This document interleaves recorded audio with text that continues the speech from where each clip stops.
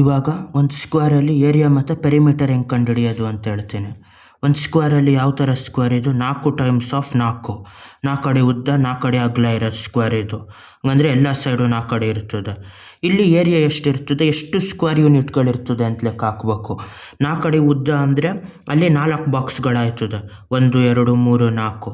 ಆ ಥರ ಬಾಕ್ಸ್ಗಳು ಎಷ್ಟು ರೋ ಆಯ್ತದೆ, 4 ಕಡೆ ಅಗಲ ಅಂದರೆ ಇಲ್ಲಿ 1 2 3 4 4 ರೋಗಳಾಯ್ತದೆ. 4 ಟೈಮ್ಸ್ ಆಫ್ 4 ಅಂದರೆ 16 ಬಾಕ್ಸ್ ಇರ್ತದೆ ಟೋಟಲ್ ಆಗಿ. 4 ಕಡೆ ಉದ್ದ 4 ಕಡೆ ಅಗಲ 4 ಟೈಮ್ಸ್ ಆಫ್ 4 ಸ್ಕ್ವೇರಲ್ಲಿ 1 2 3 4 4 ಹಾಕಿದ್ರೆ 8, ಮತ್ತೆ 4 ಹಾಕಿದ್ರೆ 12, ಮತ್ತೆ 4 ಹಾಕಿದ್ರೆ 16 ಆಗಿರ್ತದೆ, 16 ಸ್ಕ್ವೇರ್ ಯೂನಿಟ್ಟು. ಅದೇ ಥರ ಇದ್ರದ್ದು ಪೆರಿಮೀಟರ್ ಎಷ್ಟು, ಪೆರಿಮೀಟರ್ ಅಂದರೆ 4 + 4 + 4 ಆ ಥರ 4 ಸತಿ ಕೂಡಬೇಕು. ಅವಾಗ ಎಷ್ಟಾಯ್ತದೆ, 4 4 8, 8 4 12, 12 16 ಯೂನಿಟ್ಸ್ಗಳು. ಪೆರಿಮೀಟರ್ ಅಂದರೆ ಬರೀ ಬೌಂಡ್ರಿ, ಏರಿಯಾ ಅಂದರೆ ಟೋಟಲ್ ಅದು ಎಷ್ಟು ಜಾಗ ಹಿಡಿತದೆ ಅನ್ನೋದು. 1 ಅಡಿ ಉದ್ದ 1 ಯೂನಿಟ್ ಉದ್ದ 1 ಯೂನಿಟ್ ಅಗಲ ಅಂದರೆ 1 ಸ್ಕ್ವೇರ್ ಯೂನಿಟ್ ಅಂತ ಲೆಕ್ಕ. ಅದೇ ಥರ ಇನ್ನೊಂದು ಸ್ಕ್ವೇರ್ ಕೊಟ್ಬಿಟ್ಟು ಇದರಲ್ಲಿ ಏನಂತ ಕೊಟ್ಟಿರ್ತಾರೆ, 3 ಇದ್ರ ಸೈಡ್ ಲೆಂತ್ 3 ಅಂದರೆ ಉದ್ದ ಅಗಲ 2 3 4 ಸೈಡ್ಗಳು 3 ಯೂನಿಟ್ ಆಗಿರ್ತದೆ. ಇವಾಗ ಮತ್ತೆ ಎಷ್ಟು ಬಾಕ್ಸ್ ಆಯ್ತದೆ, 3 ರೋಗಳಾಯ್ತದೆ. ಒಂದೊಂದು ರೋ ಅಲ್ಲಿ 3 ಬಾಕ್ಸ್ ಆಯ್ತದೆ. 3 ಅಡಿ ಅಗಲ ಇರೋದ್ರಿಂದ 3 ಬಾಕ್ಸು, ಆ ಥರ 3 ರೋಗಳು.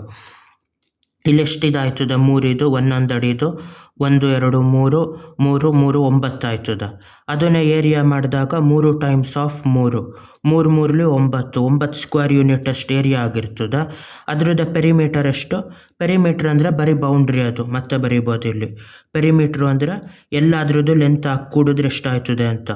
3 3 3 3 3 + 3 + 3 + 3 3 3 6 6 3 9 9 3 12 ಯೂನಿಟ್ಗಳು ಅದರದ್ದು ಪೆರಿಮೀಟರು. ಅದೇ ಥರ ಇನ್ನೊಂದು ಸ್ಕ್ವೇರ್ ತೆಗೆದ್ರೆ, ಬರೀ 2 ಯೂನಿಟ್ ಸ್ಕ್ವೇರ್ ತೆಗೆದ್ರೆ ಅಲ್ಲಿ ಎಷ್ಟಾಗಿರ್ತದೆ, ಅಲ್ಲಿ 2 ಟೈಮ್ಸ್ ಆಫ್ 2, ಇಲ್ಲಿಂದ 2 ಅಗಲ 2. ಏರಿಯಾ ಎಷ್ಟಾಗಿರ್ತದೆ ಇದರಲ್ಲಿ, area 2 times of 2 2 4 square unit ಅಷ್ಟು ಏರಿಯಾ ಆಗಿರ್ತದೆ. ಅದೇ ಥರ ಪೆರಿಮೀಟ್ರ್ ಎಷ್ಟಾಗಿರ್ತದೆ ಇದರಲ್ಲಿ, ಪೆರಿಮೀಟ್ರ್ ಅಂದರೆ ಬೌಂಡ್ರಿ ಲೆಂತು 2 2 2 2 ಇದು 4 ಸತಿ ಕೂಡಬೇಕು. 4 ಸತಿ ಕೂಡಿದ್ರೆ 2 + 2 + 2 + 2 ಅಂತ ಮಾಡಿ 2 2 4 4 2 6 6 2 8 ಅಂತ. ಅದೇ ಥರ ದೊಡ್ಡದು ಕೊಟ್ಟಿರ್ತಾರೆ. ಇವಾಗ ಏನು ಮಾಡಬೇಕು, 7 ಟೈಮ್ಸ್ ಆಫ್ 7 ಅಂತ ಕೊಟ್ಟವ್ರೆ. ಇದರಲ್ಲಿ ಸೈಡ್ ಲೆಂತ್ 7 ಅಂದರೆ ಉದ್ದ ಅಗಲ 2 7 ಇರ್ತದೆ, ಈ ಸೈಡು ಎಲ್ಲ 7 ಇರ್ತದೆ. ಇಲ್ಲಿ ಹೊಡೆದ್ರು ಇಲ್ಲಿ 7 ರೋಗಳಾಯ್ತದೆ, ಮತ್ತೆ ಅದೊಂದೊಂದರಲ್ಲಿ 7 ಬಾಕ್ಸ್ ಆಯ್ತದೆ. ಅಲ್ಲಿಗೆ ಏರಿಯಾ ಎಷ್ಟಿರ್ತದೆ, ಇದರಲ್ಲಿ 7 ಟೈಮ್ಸ್ ಆಫ್ 7 49 ಸ್ಕ್ವೇರ್ ಯೂನಿಟ್ ಅಷ್ಟೇ ಏರಿಯಾ ಇರ್ತದೆ. ಪೆರಿಮೀಟ್ರ್ ಎಷ್ಟಿರ್ತದೆ, ಪೆರಿಮೀಟ್ರು 7ನೇ 4 ಸತಿ ಕೂಡಬೇಕು. 7 + 7 + 7 ಒಂದು 4 ಸತಿ ಕೂಡೋದ್ರ ಬದಲು 7 ಟೈಮ್ಸ್ ಆಫ್ 4 ಅಂತ ಗುಣಿಸ್ಬೋದು. 7 4 28 ಯೂನಿಟ್ ಆಗಿರ್ತದೆ. ಇದನ್ನು ಬೇಕಾದರೆ ಡಿವೈಡ್ ಮಾಡಿ ನೋಡ್ಬೋದು. ಇಲ್ಲಿ ಡಿವೈಡ್ ಮಾಡಿಬಿಟ್ಟು ಈ ಒಂದೊಂದರಲ್ಲಿ 3 ಭಾಗ ಮಾಡಬೇಕು. ಇಲ್ಲೊಂದು ಭಾಗ, ಮತ್ತು ಇದರಲ್ಲಿ ಇಲ್ಲೊಂದು, ಇಲ್ಲಿ 4 ಭಾಗ ಹೊಡಿಬೇಕು. ಇಲ್ಲೊಂದು ಇಲ್ಲಿ 3 ಭಾಗ, ಇದೊಂದು ಇಲ್ಲೆರಡು. ಇಷ್ಟು 7ನ್ನು ಸೇರಿಸಿದ್ರೆ 1 2 3 4 5 6 7, ಮತ್ತು ಇಲ್ಲಿ 7 7 14 21 28 35 42 49 ಆಯ್ತದೆ. 49 ಸ್ಕ್ವೇರ್ ಯೂನಿಟ್ಗಳಾಗಿರ್ತದೆ. ಅಲ್ಲೊಂದೊಂದು ಬಾಕ್ಸು ಒಂದೊಂದು ಸ್ಕ್ವೇರ್ ಯೂನಿಟ್ಗಳು. ಅದೇ ಥರ ನೆಕ್ಸ್ಟ್ ಇನ್ನೊಂದು ದೊಡ್ಡ ಲೆಕ್ಕ ಮಾಡಿಬಿಟ್ಟು ಇನ್ನೊಂದು ಬಾಕ್ಸ್ ಕೊಟ್ಬಿಟ್ಟು 10 ಯೂನಿಟ್ಟು ಅದ್ರ ಸೈಡ್ ಲೆಂತ್ ಅಂತ ಕೊಟ್ಟಿರ್ತಾರೆ. 10 ಯೂನಿಟ್ ಅಂದರೆ ಎಲ್ಲ ಸೈಡ್ಗಳು 10 ಯೂನಿಟ್ ಆಗಿರ್ತದೆ. ಎಲ್ಲ ಸೈಡ್ಗಳು 10 ಯೂನಿಟ್ ಆದಾಗ ಅದ್ರ ಏರಿಯಾ ಎಷ್ಟಾಯ್ತದೆ, ಸೈಡ್ ಲೆಂತ್ ಸ್ಕ್ವೇರು, ಅಲ್ಲಿಗೆ 10 ಸ್ಕ್ವೇರು ಇಲ್ಲ 10 ಟೈಮ್ಸ್ ಆಫ್ 10 ಅಂತ ಆಯ್ತದೆ. Side times of side 10 times of 10 ಅಂದರೆ 100 ಸ್ಕ್ವೇರ್ ಯೂನಿಟ್ ಆಯ್ತದೆ. ಅಲ್ಲಿ ಡಿವೈಡ್ ಮಾಡಿದ್ರೆ ಇಲ್ಲಿ 10 ರೋಗಳು ಬರ್ತದೆ.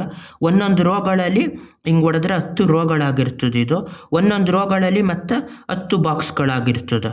ಇಲ್ಲಿ ಅದೇ ಥರ 10ರಲ್ಲೂ 10 ಬಾಕ್ಸ್ಗಳು 10 20 30 ಥರ 10 100 ಸ್ಕ್ವೇರ್ ಯೂನಿಟ್ ಆಗಿರ್ತದೆ ಇದ್ರ ಏರಿಯಾ.